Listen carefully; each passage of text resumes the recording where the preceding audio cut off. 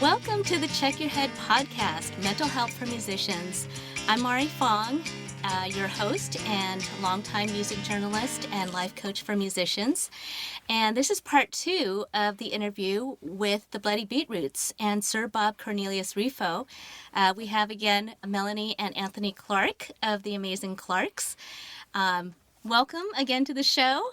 Thank you. Thank you. It's great to be back. Great to be here. Let's do a quick introduction. I'm Anthony Clark. I'm Melanie Clark. And we are the Amazing Clarks. We are award-winning certified life and relationship coaches, and people call us the Amazing Clarks because we empower people to live amazing lives. Awesome. Now, Sir Bob of the Bloody Beetroots, huge in the electronic world. We talked about the first part of our episode. Now, the second part, he does talk about the dangers of taking shortcuts in his life, riding the roller coaster of fame, and also how he's evolved from his experiences. So let's take a listen to part 2 of Sir Bob's interview. And I almost killed myself once, you know. How was that? And you're talking with a guy that is wearing a mask, playing with strobe lights, and where, you know, you cannot breathe properly, you cannot hear properly, you cannot see properly. And, you know, okay, put some whiskey in yourself, and that's even, you know, worse. So controlling yourself and delivering a great performance with all your senses open, it was a miracle to me. And I discovered a different myself. I say, wow, if I can do this right now without improving, you know, my body language, without improving my resistance, my cardiovascular resistance, if I improve my body, I can deliver like 150 times better than tonight. And it switched on me. And I became a superhero. I feel like a superhero You now. are a superhero. You're definitely we're starting this thing, the Check Your Head superheroes, when you come and speak your truth about mental health. And you know, you said something really important, because a lot of musicians can get to the edge where they feel like they lose themselves, or they might even, you know, try and hurt themselves. I mean, what was the lowest point for you, and how did that turn around? It was 2013. In Australia, during a festival called Big Day Out. I was shooting vitamin B12 in veins, you know, because I couldn't stand. And, you know, B12 gives you that superpower. Right, the energy. You can live for an hour and then that's it. Just the time for a performance. And I said to myself, I can't really do this. I have 150 gigs in front of myself until the end of the year. You know, I can't do that. And then I started to change. I quit smoking, I quit drinking, I quit everything. And after a week, I started, you know, learning how to be with myself. And that was a very evolving year for me. And consequently, you know, I started, you know, training. You know, it was an evolution. Well, I'm so glad that you went through that evolution. It takes a lot of work, and it's almost like you saw the light. And I think sometimes when people grab a drink or, you know, take drugs or whatever it is to quell their stage fright or anxiety or depression, whatever it is, that initial lift ends up eventually bringing you down. Yeah, absolutely. And possibly destroying you. Yeah, but that's a problem. You know, not facing the problem. You know, you got a problem, you choose the how do you say, the shortcut, because you're not able to face your problem. Life has a lot of problems. You know, life is hard, and you gotta learn how to fix your problems at the moment that your problems are coming to you. But that's not only, you know, for performing on stage. That's life in general. You gotta learn that. Only you can do it. I'm not Jesus. There's no God. I mean, it's you. All right? So without all of that, I mean, I was listening to Lady Gaga, Ah. and she was saying that she was going to perform at the Super Bowl. And before that, she said, well, I'm excited. And she said that she was actually nervous, but she's turning that into excitement because those two things almost feel the same. Yeah. How did you end up dealing with the anxiety, any stage fright of, performing to hundreds of thousands of people without the whiskey or without, other things to... When you know yourself and you know that you can deliver a great performance, that's it. It takes confidence. And when you learn that confidence of yourself, it's all there. You can transform, the energy. It's really that simple. But confidence takes time to be built. And once again, I want to be redundant. It's a journey that you take out of the music business, out of the touring, out of everything. It's at home. It's when you walk, around the streets. It's right there with your friends, with your family. So still, it's a discipline that can be built out of, the stage. You have a new remix out by, is it Frank? Frankie. Frankie, the Rattlesnakes. Yeah, those and guys. it's called, the song is called Why a Butterfly Can't Love a Spider. And what I thought was interesting was the chorus says, when I'm high, I'm in heaven. When I'm low, I'm in hell. When I'm up, I'm a sinner. And when I'm down, I'm unwell. And it kind of sounds very much like bipolar, which sometimes happens to musicians, or just the roller coaster ride, of being in the music industry. I mean, what were some of the early challenges that you had that maybe you can alert other musicians, Well, you cannot be in the spotlight forever. That's the main issue that a musician have. It's normal. You have low waves and high waves, and it is what it is. But you gotta be prepared for the low rides, because on the low rides you can do someone else, something else, and still, I want to say, different passions out of the music will help you to rebuild the music as well. I've been around for 15 years. There was a lot of, low and high, and but when I was living my lows, I had great time taking pictures or traveling and meeting new people or driving, drifting with a car or going around with a motorbike. Why not? That's all stuff that you can talk about when you start writing a song. But if you have nothing to talk, of course you're going to have depression, anxiety, because you're not actually living. So my question is, what's life for you, man? That's a question that should be submitted to everybody with some struggles. What's life for you? Yeah, like what? Tell me what is your life? What do does you it love, look or like? What do you love? What do you enjoy doing? Exactly. Like getting back to the basics. Exactly. And maybe like the core of who you are. Exactly. That's then the trick, I guess. It works for me. I don't know. Well, I was reading a little bit about your childhood, and you said you described yourself as kind of like a cuckoo crazy kid, and that I'm still.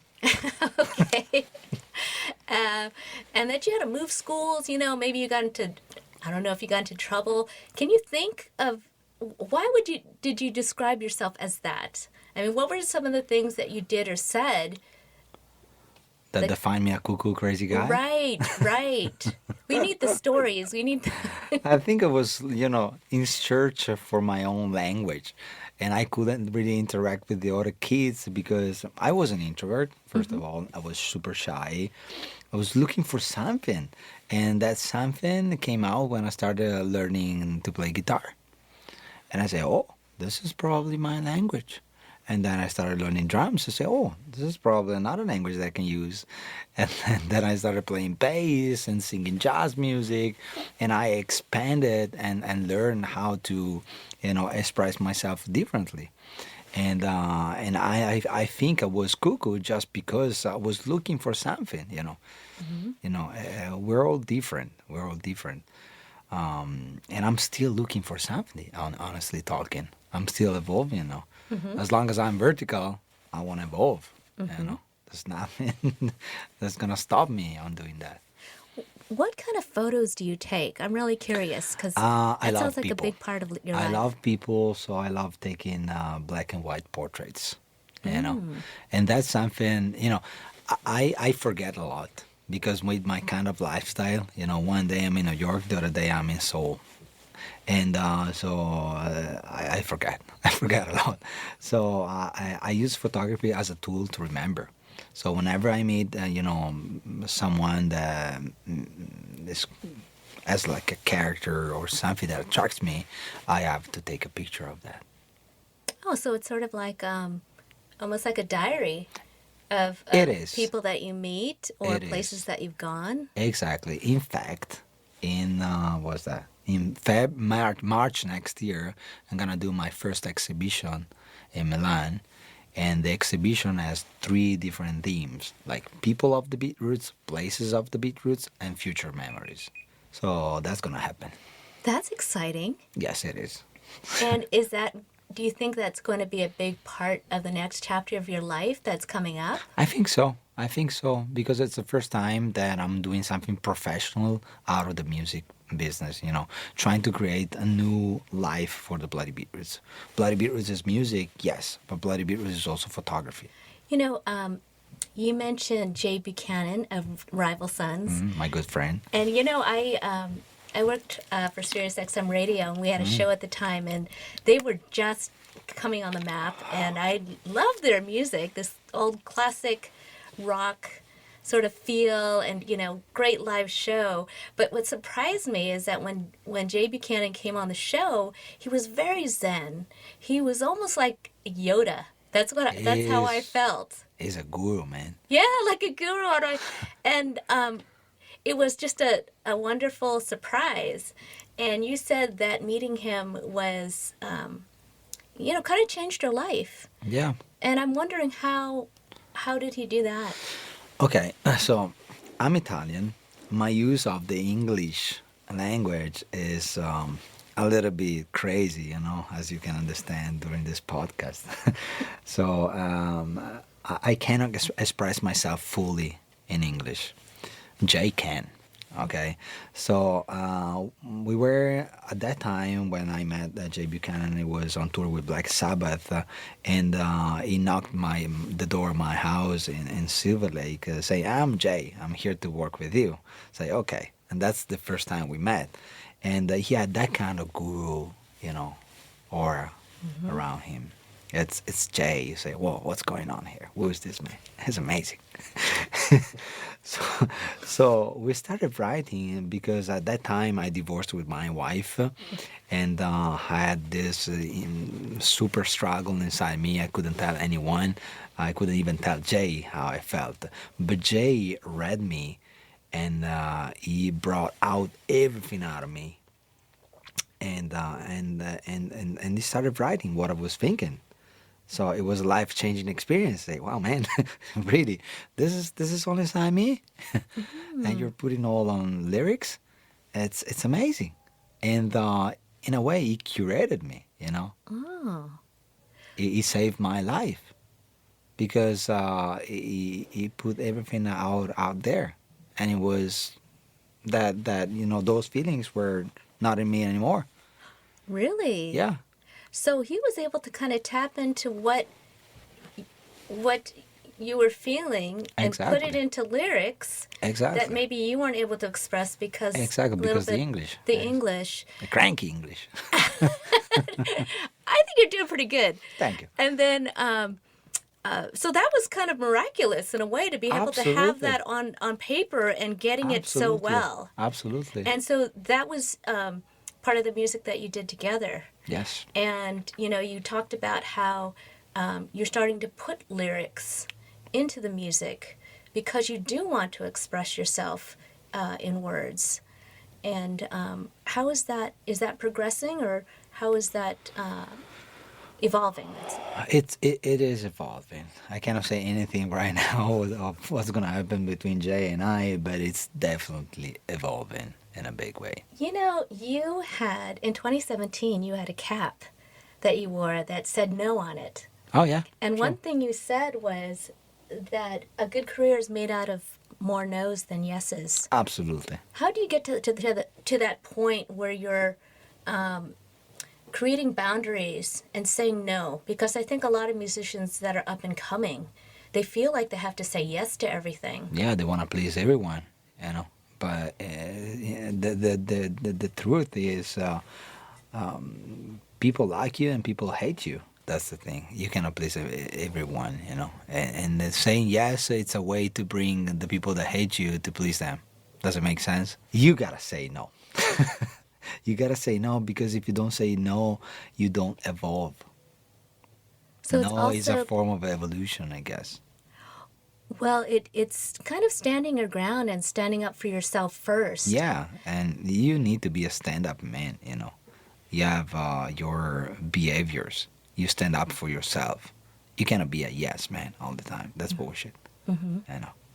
It's so you got to learn how to say no. You made mistake. You make mistakes, of course. But you know, it's something that you got to learn still. Mm-hmm. Not become easy. You know. Well, one thing is, this podcast, we sort of focus on personal solutions, and you talked a lot about what you do and how your lifestyle has evolved and changed into something wonderful, much better and happier for you.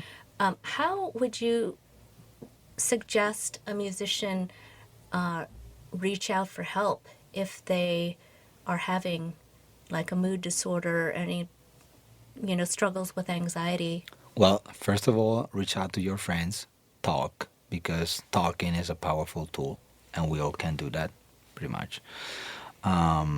So I suggest that, because that's the first step to open up to people and say what's going on, you know. And that creates questions from your friends and maybe solutions, you know. So I don't think you gotta go straight to a psychiatrist or something like that. Your friends, you know, can understand. Your friends can help you. Also, friends maybe that are not in the music business, they can see yourself differently. Listen to what they say. One thing I'm going to say is that your name, Cornelius, was, I read that it was based on Jerry Cornelius, which is a mythical the multiverse. person from books. And he was described as a secret agent, a superhero, an adventurer, and all things to all men and women, and someone who was of complete anarchy, but who typically destroys repressive authority. That's pretty much what I am. I think that you are. And I think that's great that you've kind of embraced this personality, and that you are now becoming like this superhero for people and musicians that are up and coming to live a healthy lifestyle, and what to do if they have some mental health issues or challenges. I'm here to help, as I said. That's amazing. Are you doing anything here in the United States, or is it more like a personal thing where you're going up to people that you perform with or people in the electronic world? You mean in terms of performances that I'm doing here? No, as far as helping others. Oh, well, with... I always, we're trying to approach this where I did something in Europe for some schools, for some major schools. I want this to happen here in America. Absolutely.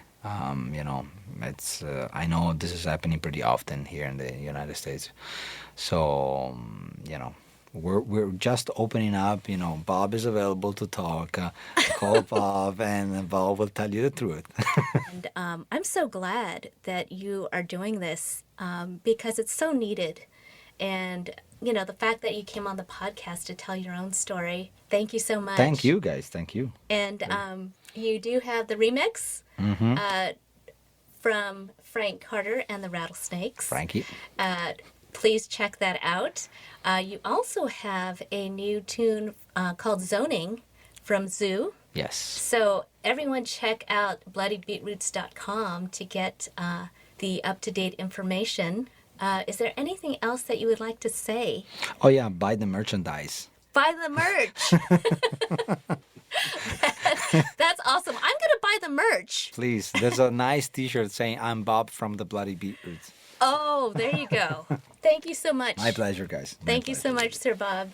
And until next time, be persistent in getting the help that you need. Help others in need. Absolutely. Thank you. Thank you. So Anthony and Melanie, we've listened to Sir Bob Cornelius Rifo talk about taking time to make personal choices. And I think this is really important because sometimes when we're working so hard, especially with Sir Bob, he's saying he's doing music festivals all over the world, to stop and really think about what you want. What kind of advice would you give to someone who's just go, go, go, and they're just kind of going on autopilot? Maybe going with the flow of what other people are telling them to do, opposed to what they really want to do. I think it's really important to always be moving towards a goal, a version of yourself that you want next. So if you think about it, we're all aging, right? Like, who do you want to be in your 30s? Who do you want to be in your 40s? Who do you want to be in your 50s? And I think people kind of go through life on autopilot and they just kind of wait for what comes next. But we have this amazing ability to create our lives. I told you in the last episode, in our life coaching, it's conscious creation. So who do I want to be next? And when you're in the middle of working hard and you're so busy, it feels like a never-ending story, right? So there's no light at the end of your tunnel.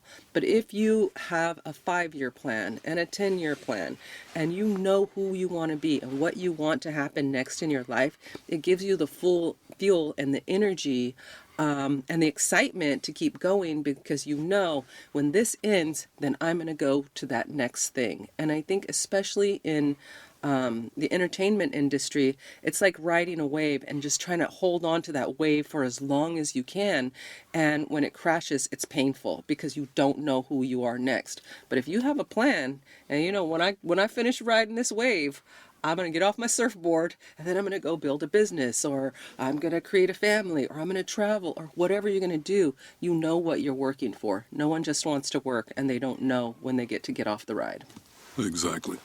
When that happens, it's really important to find the time, to take the time, whether it's a couple of minutes or an hour, to be in the moment. Because when you're on the run, and you don't take time to be in the moment, you're missing it all.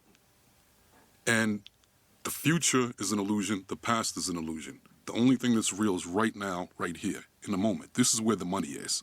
And if you're so focused on running and moving forward and looking what's next, you're missing the now. And eventually you're going to start to feel like something's missing. This isn't worth it. Why am I doing this? I feel like I'm on a wheel. Where's my payoff? Where's my reward? And it's just not a physical reward. It's the spiritual reward. That's the true reward. And you're not going to experience that until you're in the moment.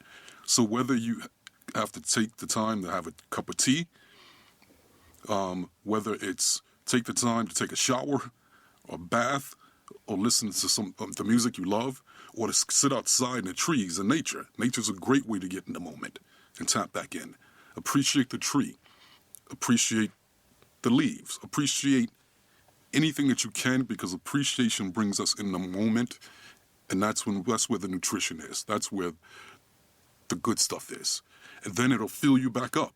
And after you get filled up, now you're ready. Okay, what's next? But even with, and he mentioned which was great, about what do you do when you come down, when things slow down? We compare it to like surfing. And when a surfer's out there, he's riding that wave, that big wave. and they're enjoying it. It's thrilling. Yes, this is great. But eventually, they know that wave is going to crash. And when that wave crashes, they don't complain, they don't get mad, they don't blame, they don't cry. They sit down in the water. They go, wasn't that great? Then they look around the ocean and how beautiful it is and how lucky they are to have the freedom to be doing this. And they appreciate nature. They're in the moment. And then they know that next wave is coming. They're eagerly anticipating that it's going to come at the perfect time. But until then, I'm still enjoying it where I'm at. I don't have to be on a high wave. Even the lows can be beautiful. And then next thing you know, here's the next wave, and I'm back on it again. And so it's the same thing in life. So sort of kind of taking the highs and the lows and appreciating where you are.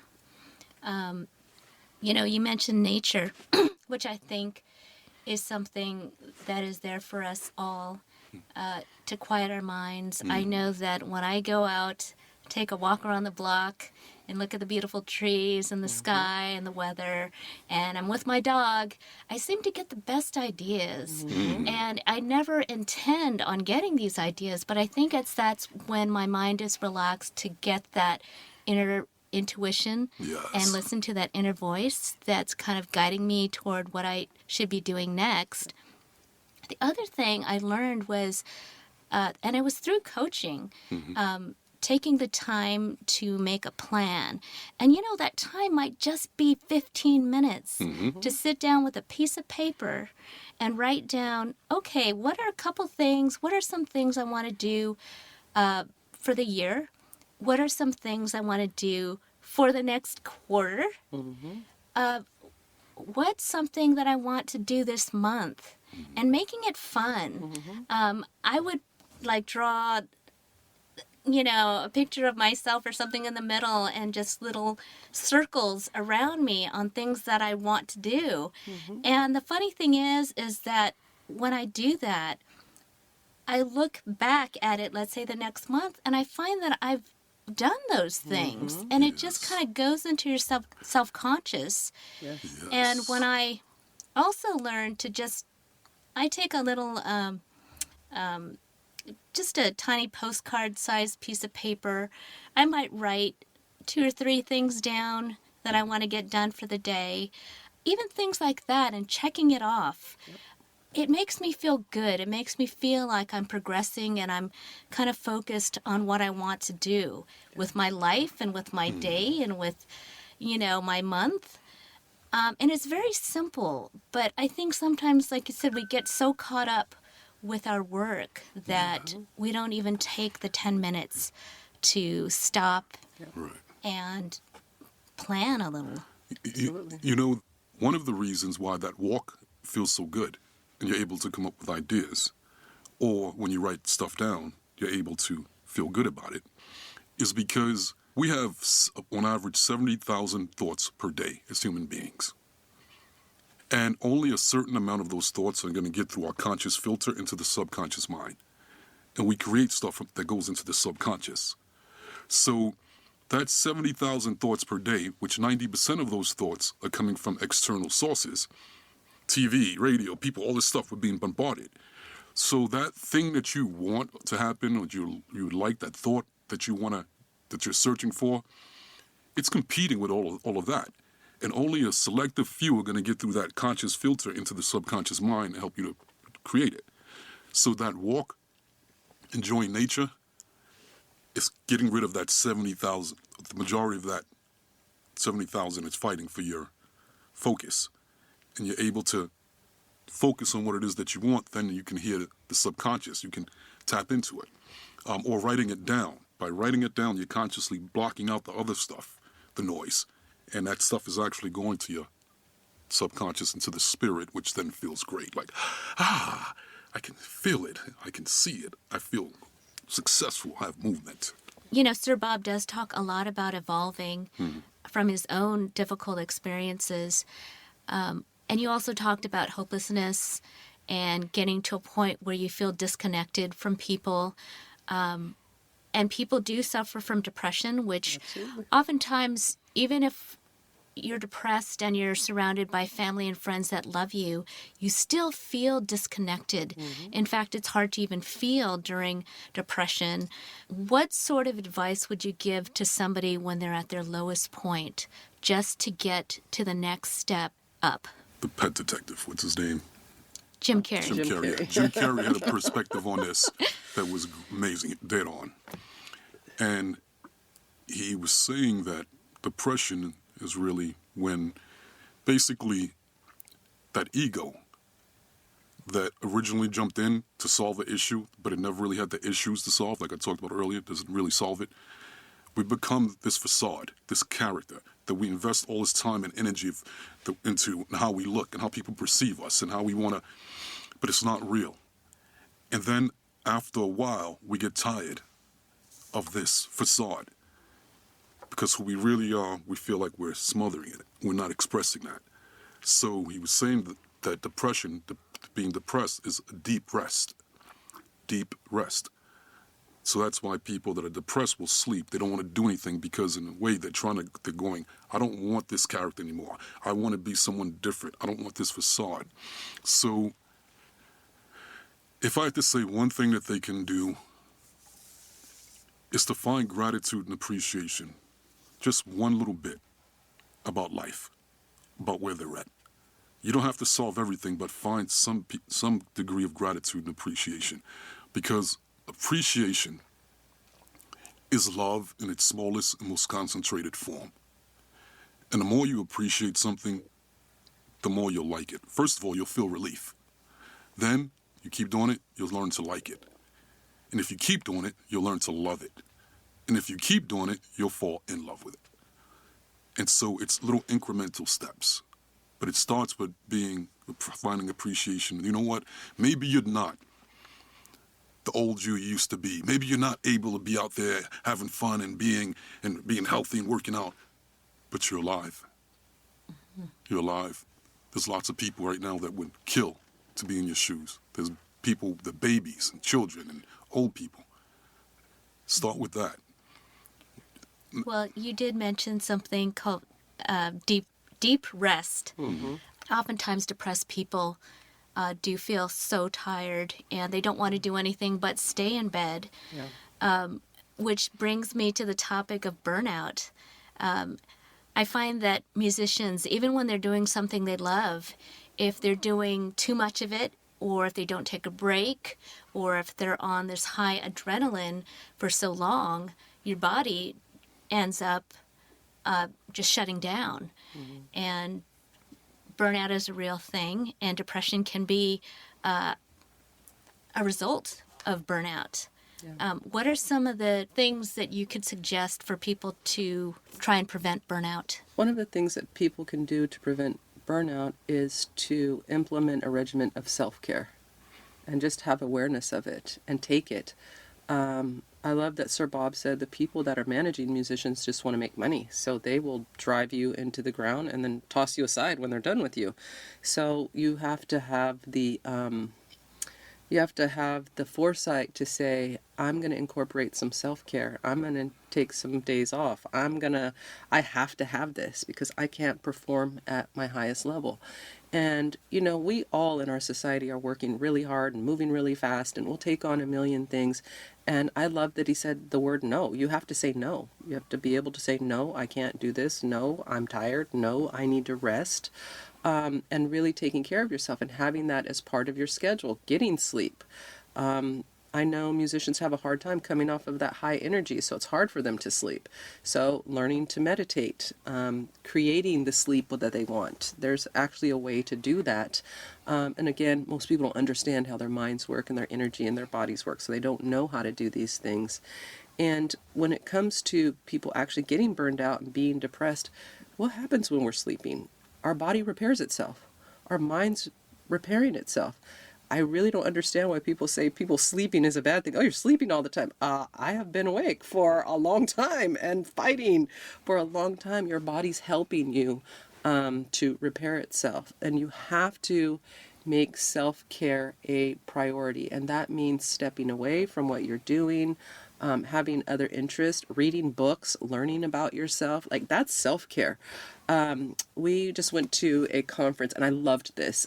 We went to a seminar with this lovely lady from the movie The Secret. Her name is Lisa Nichols, and she has this analogy that you have to fill up your own love cup. So look at yourself like a cup with a saucer. You have to pour so much love into that cup that it spills over to the saucer, and then you serve others from the saucer, not the cup. Because if you serve from the cup, you're going to deplete the cup. And that's what's happening to us. We're giving, giving, giving, and we're not replenishing. You have to have replenishing built into your lifestyle, no matter what your lifestyle is. Whether you're a mom, a musician, a CEO, it doesn't matter. Any of us that do not fill our cup are going to crash and burn. So you have to figure out, what are the things that make your cup feel full? What is it that you need to do for yourself to fill your love cup? And it's different for everyone. And so I love helping people discover what that is for them. It's amazing. Well, saying no is a good way to create boundaries. Yes. And kind of standing your ground. Mm-hmm. I found that when people say no to me and they give me an explanation, I really appreciate that. And I respect when they say no. Yeah. So I think people need to remember that people will respect you when you say no. Some people will have a little hissy fit, Mm-hmm. but you need to kind of stand your ground and allow them to do that. But know that if you're changing and you're becoming a better person and you're starting to create boundaries, the people that you didn't have boundaries with before are going to maybe be a little uncomfortable with the change. Absolutely. But being kind of steadfast in evolving and allowing them to get used to this new person. Right. You know, I agree 100%. To me, I'm going to always go back to, because it always goes back to that connection within, that internal guidance system. It knows what's best for you. It knows what's not best for you. And the key is to learn to listen to that. Not the ego. You have to learn to distinguish between what's the ego and what's the Spirit. my spirit. Because the ego could trick you and pretend to be spiritual. But your higher self, like I said, it looks at everything through certain perspectives. One of the things about me that really frustrates a lot of people is that I follow my internal guidance system, whether people like it or not. And trust me, I piss a lot of people off sometimes. But I've learned that when I follow that internal guidance system, things work out well. If not in the short term, it works out well in the long term. I have faith in it. And it keeps me in alignment. Most of the time, when I listen to other people and do it their way, it doesn't work out well. And then I go, why damn it, why did I listen to my higher spirit in the first place? So I've learned to not ignore it and listen and have faith. And because of that, I'm in alignment. Now, I am not responsible for anyone else's alignment except my own. So if somebody gets pissed off with me, they're out of alignment. That's their frequency. That's their vibration. I'm not responsible for that. If somebody does something I don't like that they tell me no, I stay in alignment. I may not want to hear that. Like, okay, hey, but that's they're following the internal guidance system. Okay, let me keep it moving. I don't take it personally because I'm aware of that. I'm a conscious creator. So if other people are upset, that's on them. The people that love me, the people that are in alignment, they're going to get it. Mm-hmm. And those are actually the people I want to be around. Those are the people that I want to attract. I don't want to have to convince you to be around. I don't want to have to be someone I'm not to be. And that's the beauty of, especially as an artist. The more authentic an artist is, the more he's going to tap into that creativity. Right. And then the less depressed they're going to feel. Yes. You know, just really quickly, also saying no is part of self-love. Because think about it. Would you stand up for someone who didn't want something outside of yourself? A friend, a family member? If you knew they didn't want something, you'd say, no, don't do that to them. They don't want that. They don't like that. But for some reason, we've learned to be people pleasers and we won't do it for ourselves. So I always tell my clients, you say no and you speak your truth. Speak your truth. You speak your truth for you because you are standing up for yourself and you are loving yourself in the best way by speaking your truth. And it is not to convert people. It's not to convince them or to manipulate them. It is for you. And that starts to fill that love cup because you are looking out for you. You are your own advocate. And you are not a victim in this life. And the only person that's going to save you is you. So you have to be the number one person that speaks your truth for you. And it does not matter what other people think because they have their own agendas. They're not looking out for your truth. It's for you. Right. And that's what makes a great leader. Yes. If you're able to do that, whether you're introvert or extrovert, quote unquote, that's what that resonates with people. Now, people that are so far out of alignment that doesn't resonate with them, there's some people that you just can't reach no matter what you do. There's nothing you can say and do. But most people are looking for that answer. They're looking for that connection, and they can't find it within themselves. So when you're being that, it comes across. That's when people around you like, something about him. I want to be around this I want to be like that. That person is tapping into their connection, and it's affecting your connection and waking your connection up. And it's like, even if I don't really understand what's going on here, there's something good here. My spirit's telling me. And that's why people will follow you if you can do it from that place. We do events all the time, and whether it's a big corporate event or, we're billionaires, it doesn't matter. I can get on that stage and I connect the spirit, and I say whatever comes out. I'm going to say some shit that might be very politically incorrect. I'm going to do whatever. But because it's from my higher self, they feel it, and they love it, and it wakes up their higher selves. Yeah. And all of a sudden, everybody's in the same vibrational frequency. Just like music. Right, just like music. Yeah. Mm-hmm. But you have to be vulnerable to do that in order to tap into your higher self. You can't care about what other people think. Because once you start thinking, you break off that connection. That brings me to the question about the difference between a therapist and a life coach.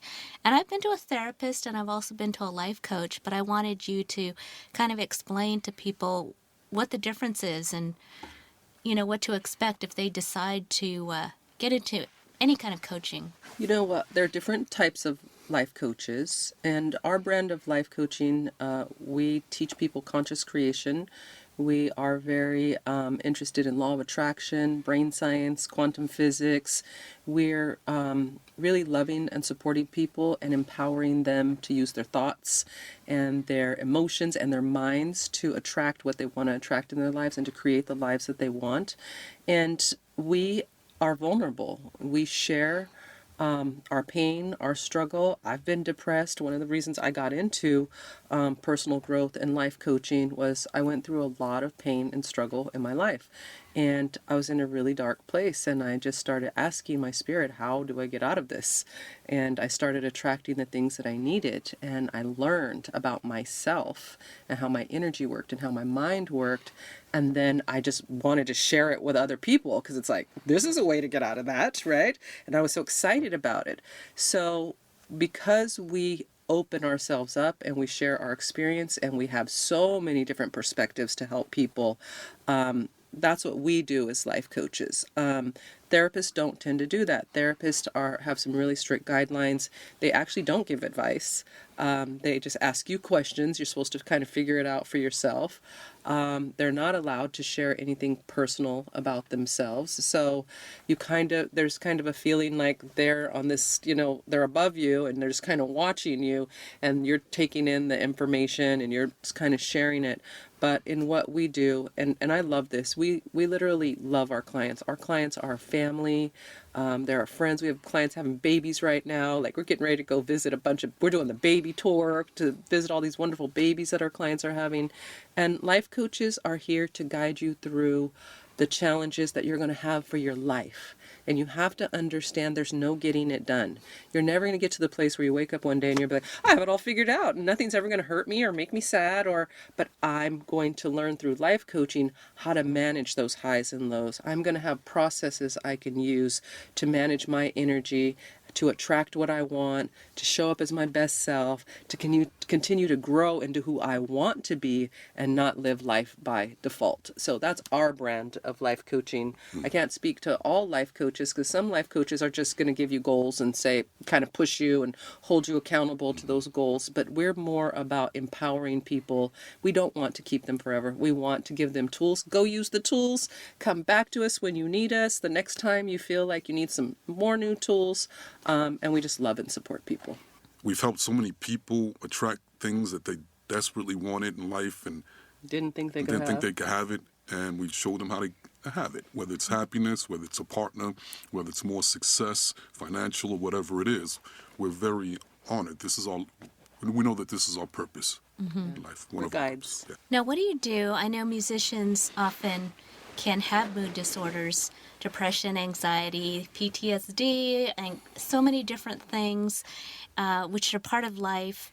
But what if someone comes up to a musician, someone comes up to you and says they need help? I think it starts with, sometimes people just need someone to listen. It starts with that. You don't have to solve anything for them, but sometimes just someone that they can have a sounding board, just someone they can just talk to. That's the first step. You know, I'm always going to go back to love because love is the most powerful energy in the universe. And sometimes just saying, I hear you, I'm here for you, and I love you, and I'm going to hold space for you. You know, you're going to get through this. I may not know how, but I'm here and I will sit with you. I will cry with you. I will go through it with you because I love you. You're really loved by me. And just knowing that you're loved sometimes is enough to help you to go, okay, I'll have the energy to keep going forward. We can't solve everyone's problems. Everyone can't solve their own problems sometimes, right? Right. But just knowing that you're not alone and that you're being heard and that what you're going through is not being diminished. It's real. It's real to you. And there's someone that's willing to go through it with you and help you discover what you need to discover to get to the other side of it. Thank you so much, Melanie, and thank you, Anthony Clark. Thank you. Anthony and Melanie Clark, certified life coaches, The Amazing Clarks. And the website is theamazingclarks.com. Amazingclarks.com. And thank you again to Sir Bob Cornelius Rifo of the Bloody Beetroots for sharing his story. We're going to close out with another one of his new songs. And until next time, be persistent in getting the help that you need, help others in need, and speak your truth on mental health.